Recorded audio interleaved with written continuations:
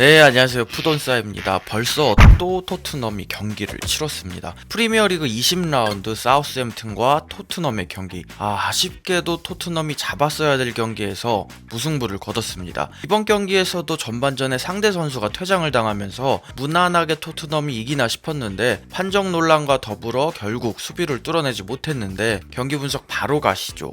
레고 먼저 라인업을 살펴보면 콘테 감독 오늘도 라인업에 변화를 줬습니다. 두 자리의 변화를 줬는데 모우라 대신 알리를 선발로 출전시켰고 스킵 대신 윙크스를 선발로 출전시켰습니다. 윙크스야 뭐 어차피 미드필더니까 스킵이 뛰던 역할 그대로 소화하겠구나 싶었고 알리는 사실 모우라 역할이 아니라 가운데서 미드필더 역할을 수행할 거라고 생각을 하고 3-5이겠거니 했는데 딱히 그런 느낌은 아니었습니다. 3-4-3 그대로 알리는 그냥 오른쪽 측면에서 모우라가 하던 역할과 비슷한 역할을 수행했습니다. 물론 그게 문제였죠. 전반 24분 사우스햄튼의 선제골, 스로인 상황에서 살리수가 롱스로인을 시도하는데 여기서 세컨볼이 발생합니다. 이 세컨볼을 워드 프라우즈가 아웃프런트로 아주 잘 때려 넣습니다. 이렇게 토트넘은 이번 경기에서 전반에 꽤나 고생을 했습니다. 상대 전방 압박에 고전을 하면서 경기를 잘 풀어내지 못했는데 체력적인 부분 때문인지 전체적으로 꽤나 발이 무거워 보이는 모습. 사우스햄튼도 당장 이틀 전에 경기하고 왔는데 핑계 아니냐 할 수도 있는데 사우스햄튼 일정을 살펴보면 19일 이후 27일이 첫 경기였고 오늘이 두 번째 경기였습니다. 반면 토트넘 일정을 살펴보면 20일부터 오늘까지 벌써 4경기를 소화했고요. 똑같이 이틀 만에 경기를 했어도 사우스햄튼이 체력적으로 좋을 수밖에 없죠. 그리고 특히 전반전에 제가 이럴 줄은 몰랐는데 모우라가 너무 그리웠습니다. 다른 건 몰라도 모우라 위치에서 뛰는 알리는 정말 아니었습니다. 키핑, 볼음방 어느 하나 제대로 되지 않으면서 알리한테 공이 가면 계속해서 경기 흐름이 끊겼습니다. 그리고 38분에 PK를 얻어내는 손흥민 선수. 윙크스가 하프라인 근처에서 패스할 곳이 마땅치 않자 본인이 직접 탈압박을 시도합니다. 윙크스가 탈압박을 하자 손흥민 선수는 전방에서 상대 뒷공간으로 침투하고요. 윙크스가 앞에 있는 워드 프라우즈를 따돌린 이후 손흥민 선수에게 스루 패스를 하고 손흥민 선수가 치고 들어가는 과정에서 상대 선수 다리에 걸리면서 PK를 얻어냅니다. 이건 뭐 빼박 PK죠. 공을 건드리지도 못했고 손흥민 선수와의 접촉은 분명했고 그리고 살리수 선수가 기존의 경고가 있었기 때문에 퇴장을 당합니다.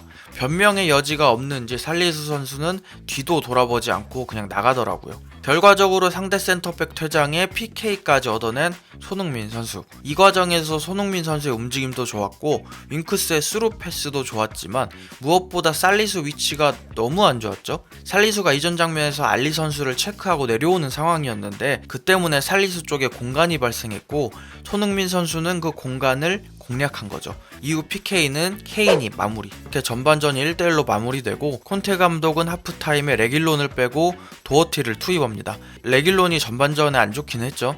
패스 성공률도 59%로 낮은 모습이었고 52분 첫 번째 논란의 장면. 윙크스가 상대 수비 뒷공간으로 뛰는 케인에게 패스를 하고 케인이 기가 막힌 퍼스트 터치를 보여주면서 득점을 합니다. 옆에 있는 수비수로부터 원 쪽에 놓는 퍼스트 터치. 진짜 너무 좋은 터치였죠. 하지만 이게 VAR 결과 오프사이드가 선언이 되는데 이게 조금 애매합니다. 발을 보면 무조건 온사이드고 케인의 팔이 문제인데 개인적으로 이건 VAR이 없으면 절대 못 잡을 것 같습니다. 그리고 61분에 결국 알리는 모우라와 교체가 됩니다. 66분 두 번째 논란의 장면. 윙크스가 높은 크로스로 넘깁니다. 근데 이 볼을 포스터가 처리하는 과정에서 도어티와 충돌이 발생하고 득점이 되는데 이 골도 도어티 파울이 선언되면서 무산이 됩니다. 그러면서 이제 이것도 오심이다 정심이다 말이 많은데 테일러 주심은 도어티의 몸의 방향이 부자연스럽다고 본 것 같고 골키퍼의 공이라고 본 것 같습니다. 여기서 도어티는 등 쪽으로 들어가면서 살짝 부자연스러운 부분이 있긴 합니다. 물론 이건 밑에 있는 발레리의 영향이 있긴 하지만 결국 심판은 무리한 동작이라고 본 거죠. 그렇기 때문에 포스터 캐칭에 방해가 됐다라고 테일러 주심이 본 것 같습니다. 그리고 69분 손흥민 선수의 기회 창출이자 도어티의 빅찬스. 역습 과정에서 호이베르가 손흥민 선수한테 패스를 하고 여기서 손흥민 선수의 선택지는 3가지. 케인한테 넘기거나 본인이 해결을 하거나 돌아뛰는 도어티에게 주거나 이번에는 도어티한테 밀어주는 손흥민 선수.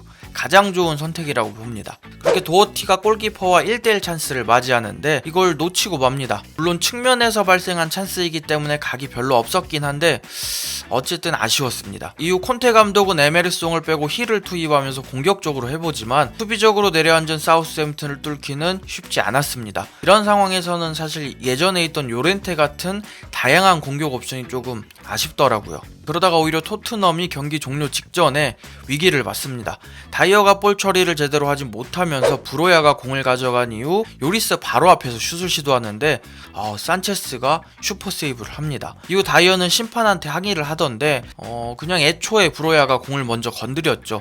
그냥 다이어는 산체스한테 밥이나 사주면 될 것 같아요. 토트넘은 한 명이 부족한 사우스햄튼을 뚫어내지 못하면서 1대1로 비겼습니다. 콘테 감독은 경기 이후 인터뷰에서 토트넘의 역사상 부임 이후 7경기 연속 무패 감독, 이런 건 관심 없다. 나는 이기기 위해 왔다. 선수들이 조금은 지친 것 같다. 그렇기 때문에 마지막 결정들이 좋지 못했다. VAR에 대해 언급하고 싶지는 않다. 그들은 그 자리에서 최선을 다할 것이기 때문에. 손흥민 선수는 오늘 경기에서 풀타임을 소화하면서 유효슈팅 3개, 키패스 3개를 기록했고 또 한 번 킹 오브 더 매치에 뽑혔습니다. 토트넘의 다음 경기는 2022년 1월 2일 토요일에서 일요일로 넘어가는 12시에 와포드와의 경기입니다. 부족한 영상 봐주셔서 감사합니다.